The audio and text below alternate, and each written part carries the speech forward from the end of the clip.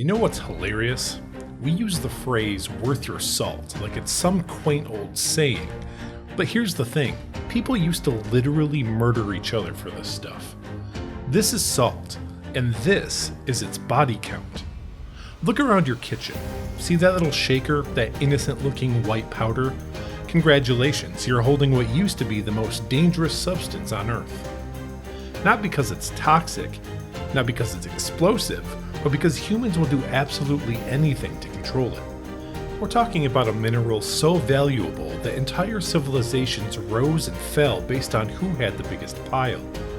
Salt didn't just preserve food, it preserved power.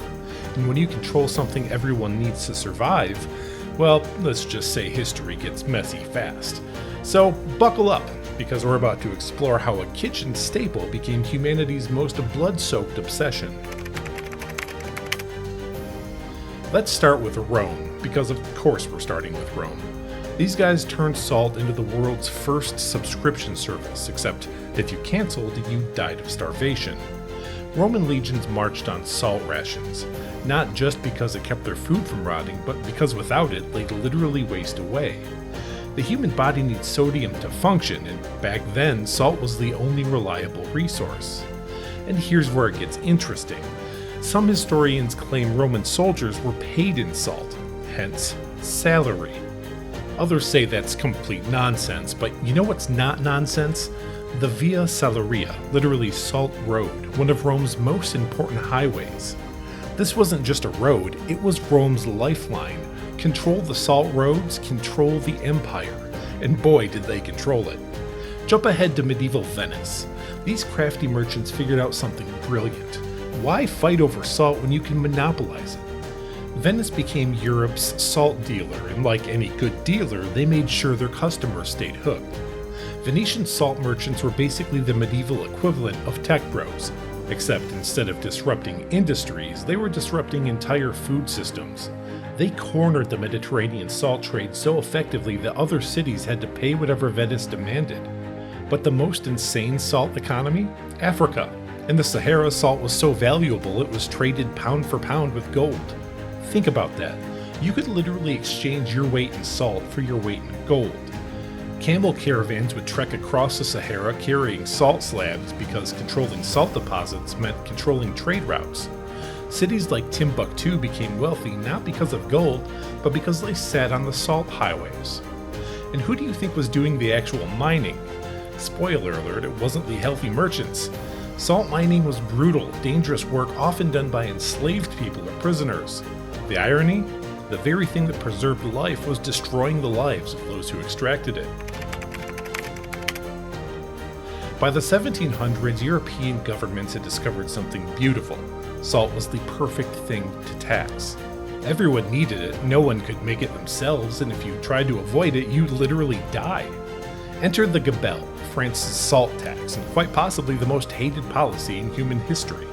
The French crown didn't just tax salt, they turned it into a weapon of social control. Here's how diabolical this was.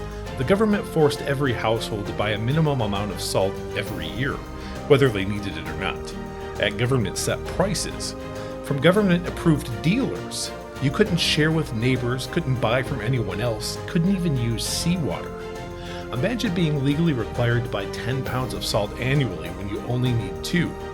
Now imagine that salt costs 20 times what it should. Now imagine going to prison if you can't afford it. The gabelle created an entire underground economy of salt smuggling. People called false salt dealers would sneak salt across regional borders because different provinces had different salt taxes, creating a black market in basic seasoning. Getting caught meant prison, heavy fines, or worse. The gabelle was so despised that when the French Revolution started, abolishing the salt tax is one of the first demands. People were literally ready to decapitate their king over seasoning rights. And France wasn't alone. England had salt taxes, Spain had salt taxes, pretty much every European power figured out that salt would guarantee revenue. It was like having a subscription service that no one could cancel without dying. In some regions, salt made up 30% of total government revenue. 30%. Modern governments would kill for that kind of reliable income stream. To enforce these taxes, governments created entire bureaucracies, Tax collectors, inspectors, salt police. Yes, salt police were a real thing. They'd search homes, confiscate illegal salt, and arrest anyone who dared to season their food without government permission. Unsurprisingly, this led to riots. Salt riots became a regular feature of European life. Nothing says stable government like sending troops to stop people from putting flavor in their food. The British Empire looked at salt taxes and thought, hold our tea. They turned salt taxation into an art form, and their masterpiece was colonial India. India is surrounded by ocean. It has natural salt deposits. Indians had been making salt for thousands of years, so naturally the British banned Indians from making their own salt. The British Salt Act of 1882 made it illegal for Indians to produce, collect, or sell salt. Even gathering salt from the beach was a criminal offense. Instead, Indians had to buy heavily taxed British salt. This wasn't just economic exploitation, it was cultural erasure. Salt making was part of Indian tradition, and the British essentially criminalized an entire way of life. Also, they could force 300 million people to buy overpriced seasoning. Enter Mohandas Gandhi, small guy, big ideas, and an absolutely genius understanding of symbolic protest. Gandhi realized that salt wasn't just about economics, it was about dignity. In 1930, Gandhi announced he would walk 240 miles to the Arabian Sea to make salt. Not to start a business, not to get rich, just to pick up some salt water and boil it down, like Indians had done for centuries. What started as Gandhi and 78 followers became a movement of thousands. As they walked, more people joined. By the time they reached the sea, it was a full-scale rebellion. On May 6, 1930, Gandhi picked up a handful of salt. That's it. He didn't give a speech, didn't plant a flag, he just gathered some salt. And with that simple act, he broke British law and showed the world that colonial control was just an elaborate bluff. Within weeks, Indians across the country were making salt. The British arrested thousands, including Gandhi himself, but you can't arrest an entire population for seasoning their food. The Salt March became international news. Suddenly, the world was watching Britain arrest people for gathering seawater. It was a PR disaster that helped turn global opinion against colonialism. The salt tax was eventually repealed and India gained independence in 1947. Gandhi proved that sometimes the most powerful weapon against oppression is simply refusing to play by oppressive rules. Let's talk about the part of salt history that doesn't make it into cooking shows, the human cost. Because behind every grain of salt was someone whose life was ground down to extract it. In West Africa, salt mining was brutal work. Saharan salt deposits were often located in remote, impossibly hot locations. Workers would chip away at salt rock under scorching sun, with minimal water and no safety equipment. In the Caribbean, enslaved people worked salt pans, shallow pools where salt water was evaporated to leave salt crystals.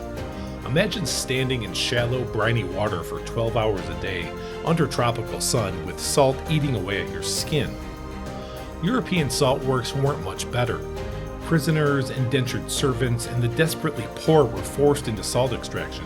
The work was dangerous, the conditions were horrible, and the pay was basically nothing. Salt mines were death traps. Cave-ins, toxic gases, floods. Salt mining had all the dangers of regular mining, plus the added fun of working with a substance that would preserve your body if you died down there.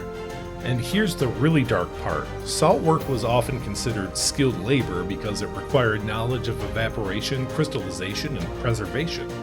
So the people doing this back-breaking work were often educated, experienced craftsmen who had no other options. Today, salt production is mostly automated, but for thousands of years, every grain of salt represented human sweat, blood, and often lives. The phrase "worth your salt" isn't just about value, it's about sacrifice. So here we are. You can walk into any store and buy a pound of salt for less than $1. No taxes, no quota, no government inspectors, just salt. But that cheap convenience cost centuries of human suffering. Salt built empires, toppled governments, and enslaved millions. It was the first global commodity, the original strategic resource, and the foundation of economic control. Every time you salt your food, you're participating in an economic system that once required armies to maintain. That innocent shaker represents thousands of years of human ingenuity, exploitation, and rebellion. Salt taught us that controlling basic needs means controlling people. It showed us that even the most essential things can become weapons of oppression. And it proved that sometimes the most powerful protest is simply refusing to pay for what should be free. So the next time tells you to take it with a grain of salt, remember, that grain of salt used to be worth killing for, and in many ways, it still is.